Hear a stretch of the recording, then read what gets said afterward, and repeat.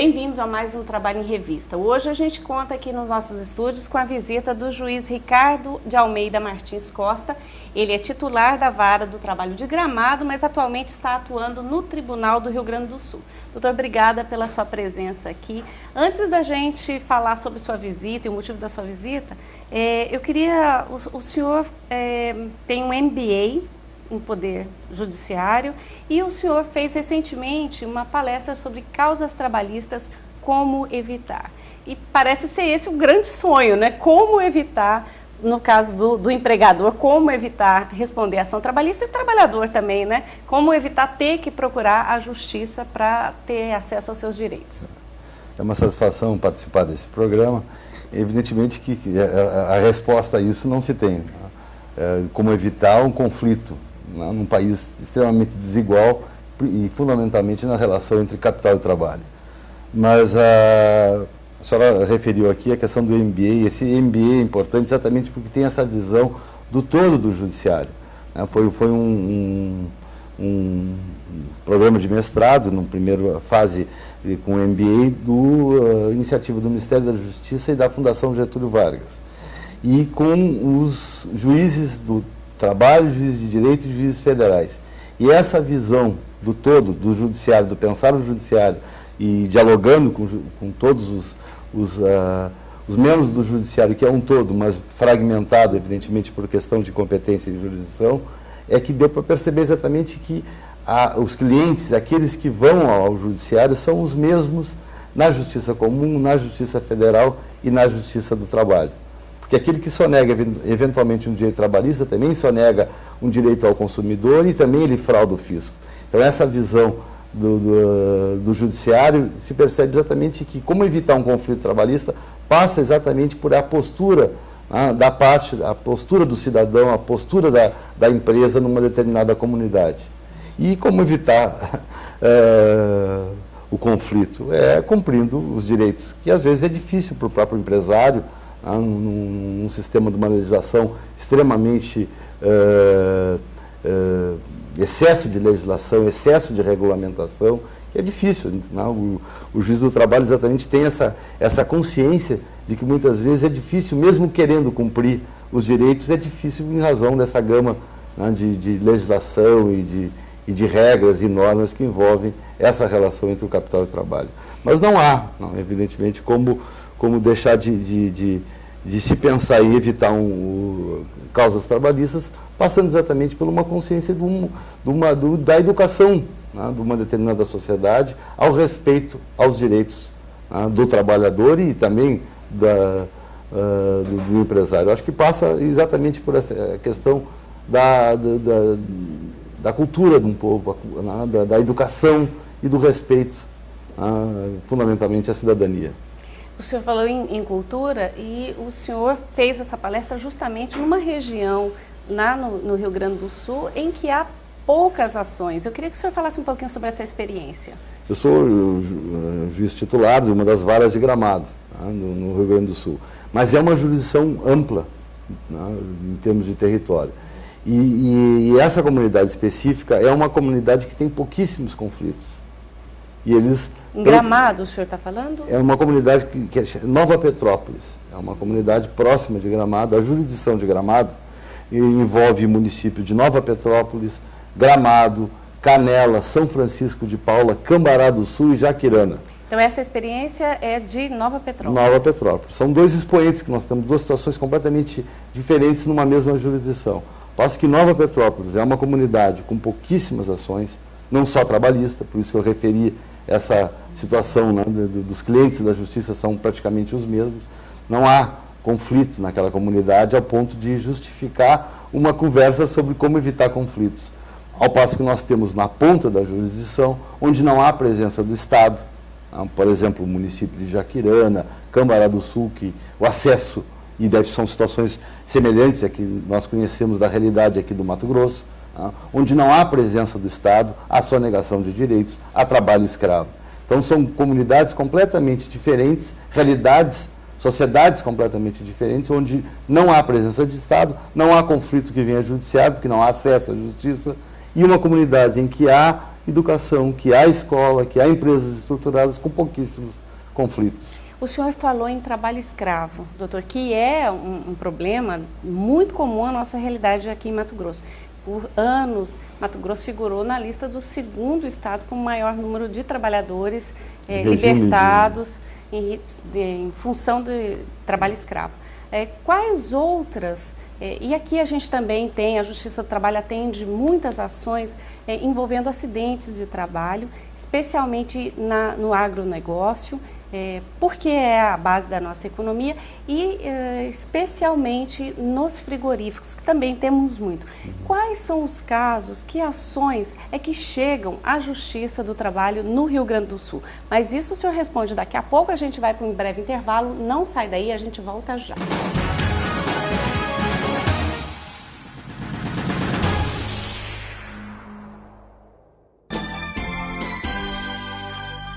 O acordo é o meio mais fácil e rápido de se resolver conflitos. O TRT de Mato Grosso vem realizando centenas de acordos cujos recursos, além de beneficiarem as partes, já foram utilizados na reforma de hospitais, creches e compra de equipamentos médicos. Se você tem um processo trabalhista com possibilidade de acordo, agende uma audiência. Justiça do Trabalho em Mato Grosso. A Justiça Cidadã.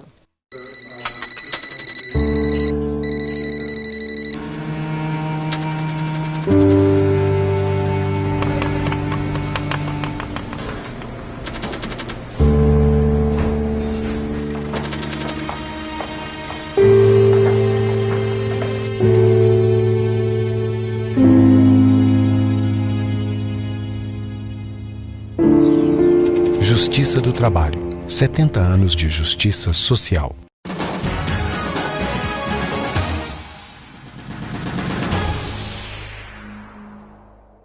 Estamos de volta com mais um Trabalho em Revista, que hoje tem o prazer de receber o juiz Ricardo de Almeida Martins Costa. Ele é do Rio Grande do Sul e vai falar para a gente, antes do intervalo eu perguntei, doutor, quais os casos que são mais comuns, que reclamações, que pedidos chegam à Justiça do Trabalho no Rio Grande do Sul?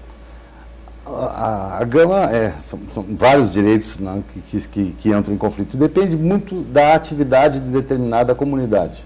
Né? A senhora referiu a questão do trabalho escravo, que é bem mais restrito no Rio Grande do Sul, mas nós temos alguns polos, exatamente naqueles locais em que há uma atividade no agronegócio, fundamentalmente na questão da pecuária, em que não há presença do Estado, em que o trabalhador fica, de alguma forma, num estado de dependência muito grande em relação ao empregador e, por isso, se submete a determinadas situações. Doutor, a gente ouve muito falar de trabalho escravo em São Paulo, de migrantes bolivianos, principalmente na indústria têxtil.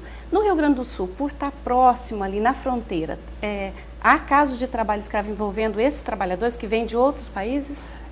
Não há, no Rio Grande do Sul esse tipo de migração ainda não acontece, diretamente, porque nós temos a fronteira ali com a Argentina, e com o Uruguai, na ponta, no nosso cantão do Sul. Não há isso. Mas essa questão não é própria. Isso acontece no mundo todo. Nós vemos trabalho de escravo na Alemanha, em que é um país que é uma potência industrial, mas que há trabalhos escravos envolvendo a construção civil, daqueles trabalhadores, os turcos, em que trabalham em situação semelhante a essa dos bolivianos que estão migrando para São Paulo. Isso não vou dizer privilégio, evidentemente, mas isso decorre exatamente dessa situação. O trabalhador turco que vai trabalhar na construção civil na Alemanha trabalha em situação de semi-escravidão, nesse estado de necessidade, e aí há exploração. O que leva a isso é o estado de necessidade, vamos dizer, do determinado trabalhador, e a exploração disso, que não é um privilégio de uma situação aqui da América, mas também na Europa, e eu dei o exemplo da Alemanha. Mas o tipo de ações varia exatamente do tipo de atividade industrial. Em Gramado, acidente de trabalho é direto. É uma situação bem específica da jurisdição de trabalho, porque lá nós temos a indústria moveleira, onde existem várias empresas, como se diz, de fundo de galpão, onde tem máquinas sucateadas, máquinas sem mínima segurança. E isso é um trabalho que, inclusive, o próprio Ministério Público do Trabalho tem atuado em feiras industriais, porque ainda há uma mentalidade de parte de alguns empresários brasileiros na reposição de máquinas, por exemplo. Eles compram a máquina sem o acessório. O acessório seria aquilo que dá a segurança ao trabalhador.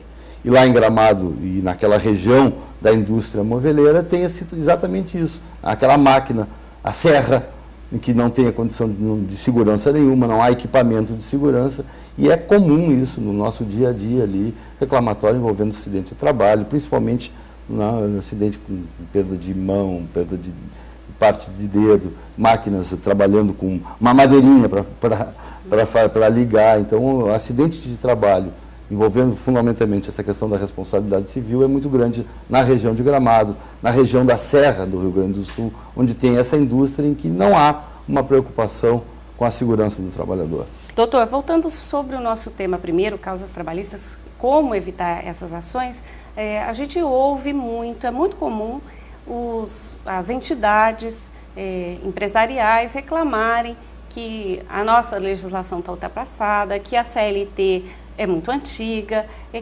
Qual que é a sua avaliação sobre isso? Diversos projetos de lei no Congresso Nacional tramitando, prevendo flexibilização. O que o senhor pensa sobre isso?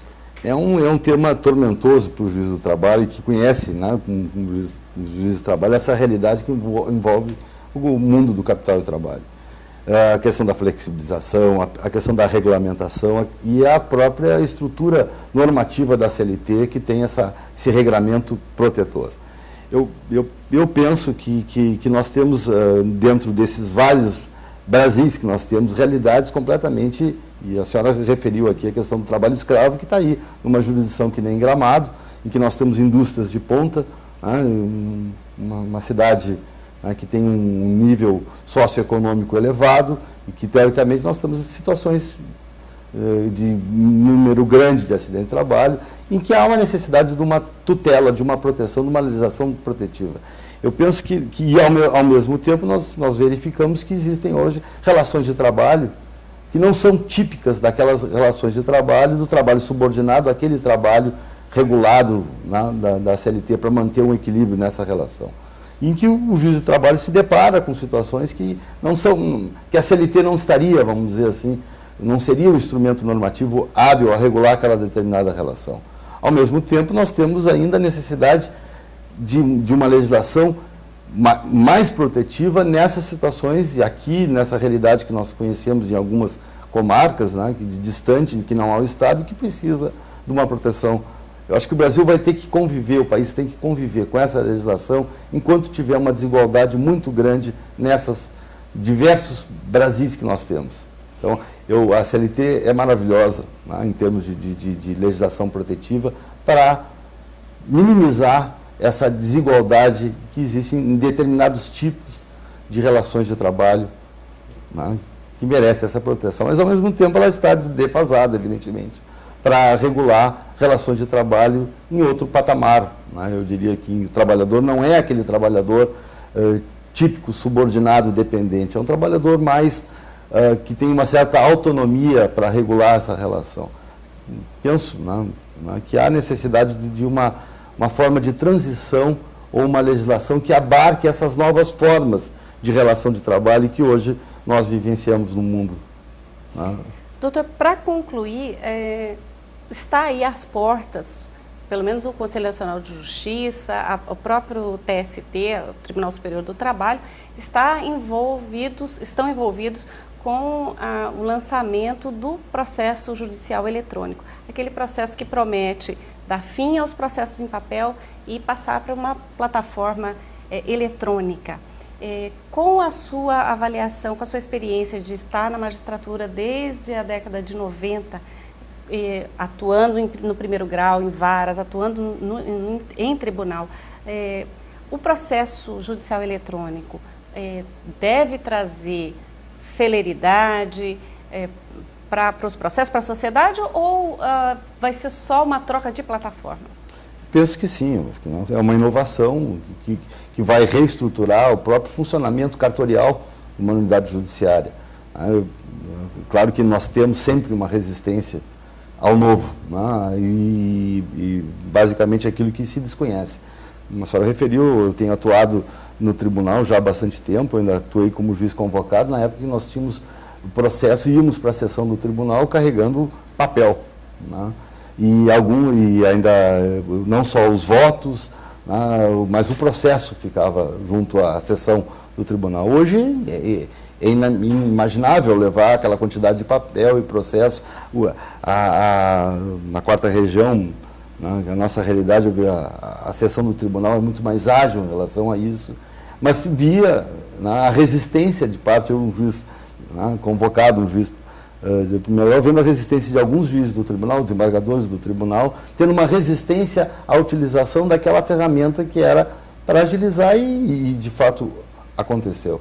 Eu penso que o processo eletrônico vem para melhorar, sim, tá? Vai modificar uma estrutura cartorial ultrapassada das nossas unidades judiciárias, basicamente a estrutura dos servidores da justiça vai modificar, nós não teremos mais aquele servidor que faz um determinado tipo de atividade própria do processo em papel, mas um servidor que vai ter que ter uma visão multidisciplinar das atividades que envolvem o processo, e penso que será positivo, com certeza.